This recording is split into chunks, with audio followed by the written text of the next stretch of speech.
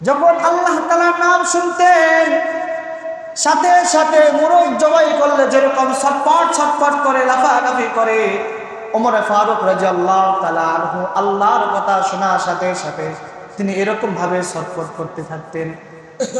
মানুষ বলতো, ওগো ওমর ফারুক, আগা খলিফাতুল মুসলিমিন, আপনি তো অর্ধ জাহানের বাদশা, আল্লাহ তো আপনাকে দুনিয়াতে জান্নাতের সার্টিফিকেট দিয়ে দিয়েছে, তারপরও কিসের এত ভয়? কোন ভয়ে আপনি এত কান্না করেন? আপনার কান্না দেখলে তো মনে হয় যে আপনি অনেক বড় অপরাধী।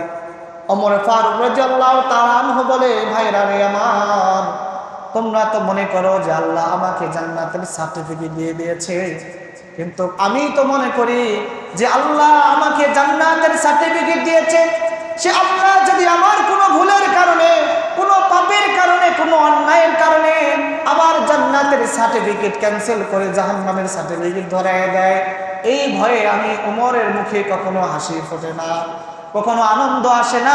আমি সদা সর্বদা ভয়ে থাকি যেন আমার আল্লাহ আমার প্রতি কখন নারাজ হয়ে যায়, আমার আল্লাহ আমার প্রতি কখন নারাজ হয়ে যায়, কোন আমলের কারণে নারাজ হয়ে যায়, এই ভয়ে আমি ওমরের চোখে মুখে কখনো আনন্দের ছাপ দেখা যায়, আনন্দের ছাপ দেখা যায় না। এই ওমর ফারুক রাদিয়াল্লাহু তাআলা আনহু তিনার যখন ইন্তেকাল হয়ে যায়, শুনতেছেন সবাই? আমি একটা শানে নজরুল বলতেছি, কিন্তু খুব মনোযোগ সহকারে শুনেন। যখন ওমর ফারুক রাদিয়াল্লাহু তাআলা আনহু ইন্তেকাল হয়ে যায়, যখন সাথী ভাইরা ওমর ফারুক রাদিয়াল্লাহু তাআলা আনহুকে গোসল দিতেছিলেন, কি দিতেছেন বলেন? কথা বলেন সবাই, কি দিতেছেন? গোসল। 5 মিনিট বেশি হলে কি সমস্যা আছে? জুমার দিন 5 মিনিট লেট হতে পারে, স্বাভাবিক, এতে কেউ মনে ক্ষুণ্ণ হবে না। গোসল দিতেছে তো দেখতেছে সাহাবীরা ওমর ফারুক রাদিয়াল্লাহু তাআলা আনহুর পিঠের ভিতরে চাবুক দিয়ে বাড়ি দিলে যেরকম চাবুকের দাগ পড়ে যায়, পিঠের ভিতরে এরকম চাবুকের দাগ। সমস্ত সাহাবীরা একে অপরে কানা ঘষা করতেছে। ওমর ফারুক তো সাধারণ কোনো মানুষ ছিলেন না, মুশরিক থাকা অবস্থাও ওমরের গায়ে তো হাত দেওয়া দূরের কথা, তার চোখে চোখ রেখে কোনো কাফের মুসলমান পর্যন্ত কথা বলার সাহস রাখতেন না।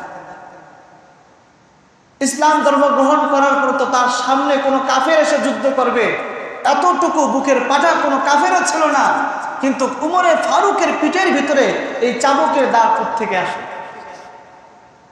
পিঠের ভিতরে এই চাবুকের দাগ থেকে আসে।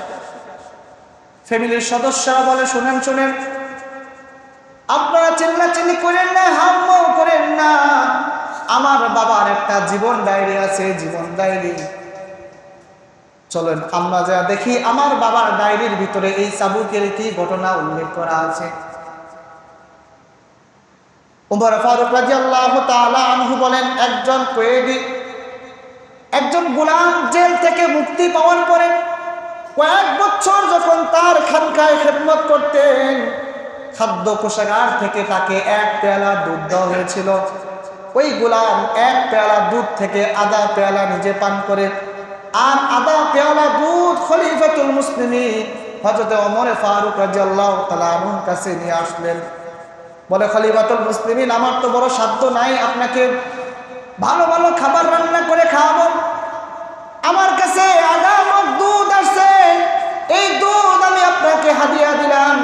খলিফাতুল মুসলিমিন মুসলমান সাহাবী গোলামের কাছ থেকে যখন দুধ নিলেন, ডক ডক করে দুধ পান করলেন।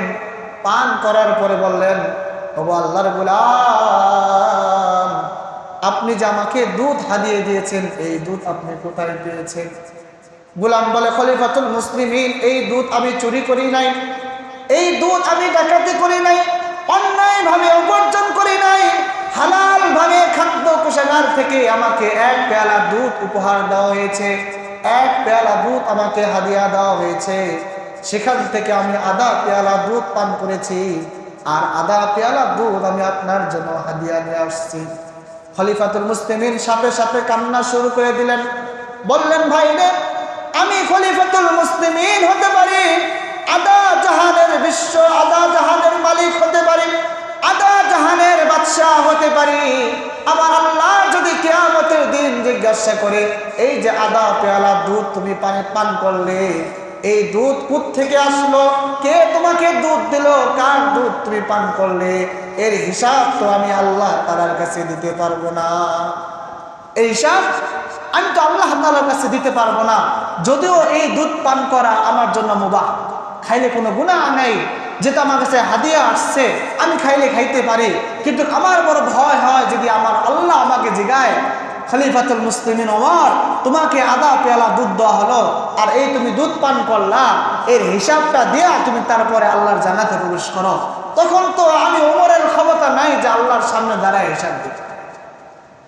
খলিফাতুল মুসলিমিন সাথে সাথে আঙ্গুল ঢুকাইয়া, একজন মানুষ যখন বিষ পান করে হাসপাতালে যেরকম ভাবে পাইপ ঢোকায় ওয়াশ করে ভিতরে সমস্ত বিষগুলো বের করে, তদ্রুপ খলিফাতুল মুসলিমিন ওমর রাদিয়াল্লাহু তাআলা আনহু মুখের ভিতরে হাত ঢোকায় সমস্ত দুধগুলো বের করে ফেললেন। ওই যে বলতেছিলাম, ওমরে ফারুক রাদিয়াল্লাহু তাআলা আনহুর পিঠের ভিতরে চাবুকের দাগ পাওয়া যায়। খলিফাতুল মুসলিমিন ওমর রাদিয়াল্লাহু তাআলা আনহু তো কোনো পাপিষ্ঠ কোনো লোক ছিলেন না, আল্লাহর মহব্বতের একজন সাহাবী ছিলেন, যাকে আল্লাহ তাআলা যার সম্পর্কে বলেছেন, আমার পরে যদি আল্লাহ তাআলা কাউকে নবী হিসেবে দুনিয়ায় প্রেরণ করতেন, তাহলে হযরত ওমর রাদিয়াল্লাহু তাআলা আনহুকে আল্লাহ তাআলা নবী হিসেবে দুনিয়ায় প্রেরণ করতেন, যার সম্পর্কে মুহাম্মদুর রাসূলুল্লাহ সাল্লাল্লাহু আলাইহি সাল্লাম বলে গেছেন, আমি যখন মারা যাব, আমার রওজার পাশে আমার ডান পাশে হযরত আবু বকর রাদিয়াল্লাহু তাআলা আনহুর কবর দিবে, এবং আমার বাম পাশে হযরত ওমর রাদিয়াল্লাহু তাআলা আনহুর কবর দিবে। এত মর্যাদাপূর্ণ একদম সাহাবীর পিঠের ভিতরে যখন চাবুকের দাগ পাওয়া যায়, কিতাবের ভিতরে আসছে খলিফাতুল মুসলিমিন প্রত্যেক দিন কবলাল মাগরিব আগে মাগরিবের ওয়াক্ত হওয়ার সময় তিনি ডায়েরি খুলে বসতেন আর হিসাব করতেন সারা দিনের ভিতরে কত রাকাত নফল ইবাদত তিনি করেছেন, কতবার সুবহানাল্লাহ জিকির করেছেন, কতবার আল্লাহু আকবার জিকির করেছেন, কতবার তিনি মৃত্যুর কথা স্মরণ করেছেন।